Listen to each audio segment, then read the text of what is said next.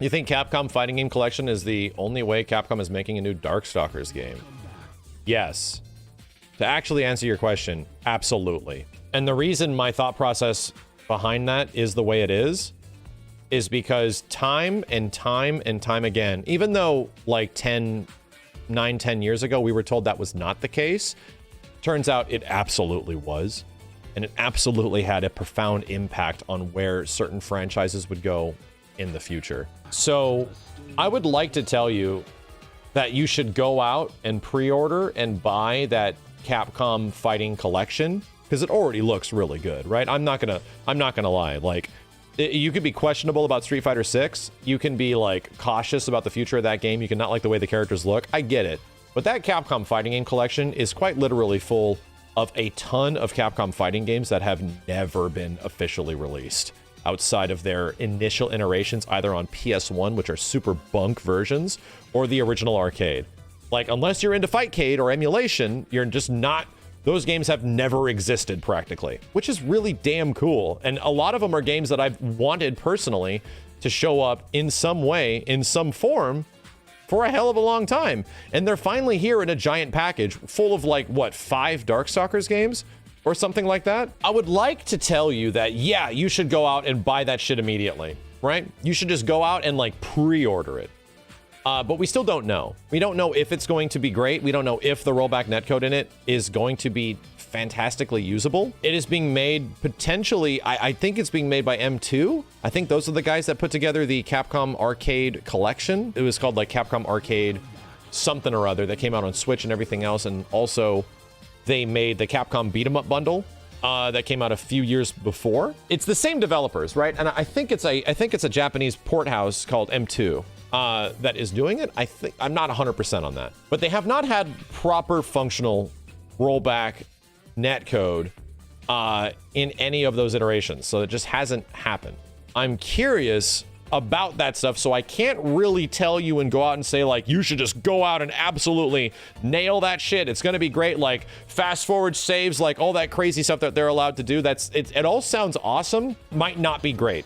However, here's the thing, and I'm gonna be brutally honest about the Capcom Fighting Game Collection. If that game comes out and all those ports are great, the emulation stuff that you can do to it that they have, the delay isn't crazy, they all function online, they work good online, they have functional lobbies. Every game on it is online. 4 versions of like, actually 5 Darkstalkers games in total. It's nuts. If that game does not perform, then especially Darkstalkers, especially those other games, will not most likely be seeing anything in the future. Cyberbots is on there for crap's sake, like Pocket Fighter. I don't think there's gonna be a Pocket Fighter 2 anytime soon, but it is a game that is absolutely gauged at a classic Capcom fighting game audience that is relatively low budget and will allow them to pursue future avenues of development based on sales. That is unfortunately the way the majority of the industry works.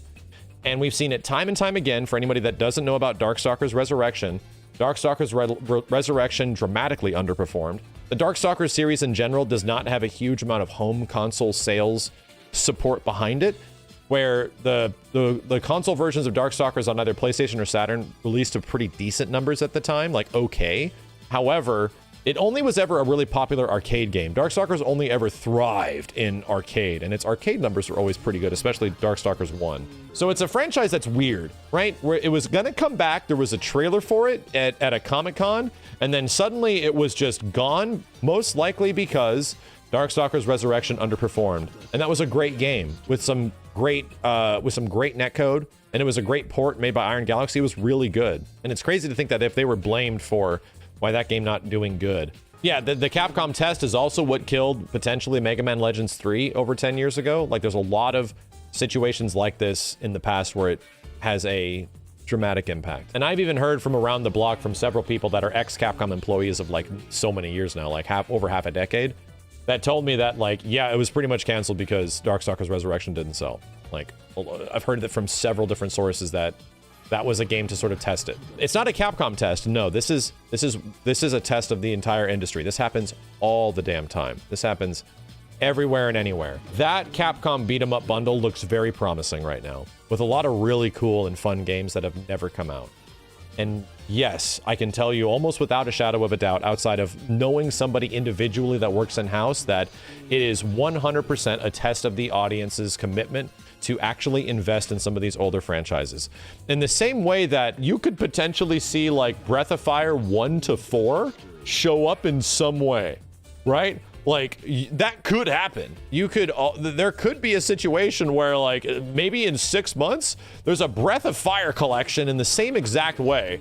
And, oh, what the fuck do you think that is? Right? They're not just gonna randomly release a Breath of Fire collection or some shit or whatever. Like, I don't even know how many Breath of Fire games there are outside of the mobile one, you know? But if that showed up, right? If that showed up in some way, oh, you know what that is. That's what this is. That's 100% what this is. This is a situation where they are attempting to gauge audiences based on how much people still know of these old fighting games, much less give a shit about them.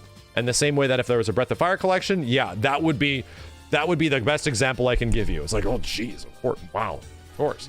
This is it. Like, if you wanted a Capcom 3D collection, I think I saw a tweet on this earlier. Somebody had an image that was like, man, imagine if there was a Capcom 3D fighter bundle, you know, where you had the Capcom fight like EX games in some way. I don't know. You had Project Justice 1, Project Justice, Rival Schools, Power Stone 1, Power Stone 2. Like, you had all of those included on one collection. And Star Gladiator and Plasma Sword, like those were all just stuck on something, and they all had online for some crazy reason. Tech Romancer, yeah, great example. The follow-up to Cyberbots. The only way that is going to happen is if this one does good, you know? Because these games take a while to make, but not that long.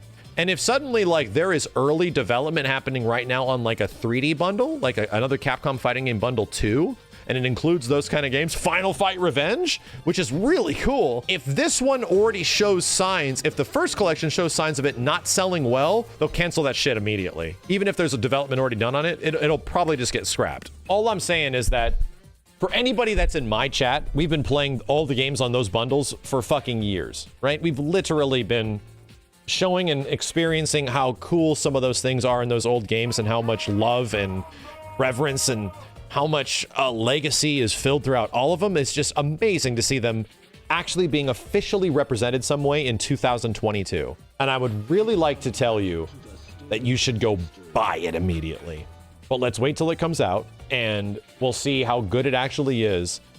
But if your next question is, does it mean that there could be a Darkstalkers game in the future, or potentially like a Capcom Collection game, or potentially a Capcom Collection 2, or a Capcom All-Stars? Like, all these kind of things are very relevant things that could happen in the future.